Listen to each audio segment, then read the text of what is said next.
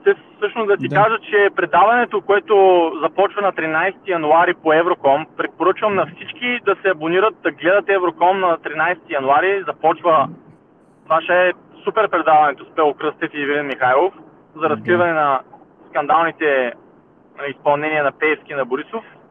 Примерно Пело Кръстев ми зададе следния въпрос, каква е цялата тая роля на тия сметчета. Оказва се следното нещо.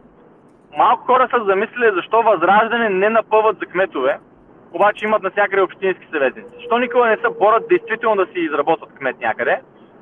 Защото се оказва, че ако този кмет реши да свърши някаква работа в полза на хората, пример да ви давам, ако някъде изгуби кмет на ГЕРБ и спечели на Възраждане, ако кмета на ГЕРБ се озлоби, той може да сезира РИОСВ, защото знаем, че те работят в партия, нали, ДПС и ГЕРБ се работят в партийка, а пък РИОСВ е на ДПС. Е повече от ясно това нещо.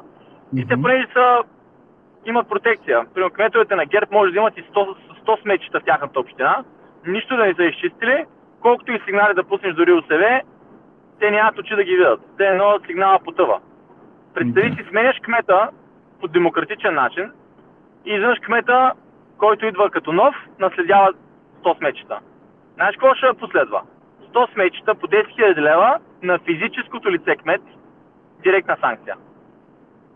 Да, разбираш ли как ги държат сега в момента, така че да са несменяеми? Аз смениш кмета, новия кмет наследява сметчетата и го удрят директно по банковите им сметки. Ако не могат ги платят, запор на всичко.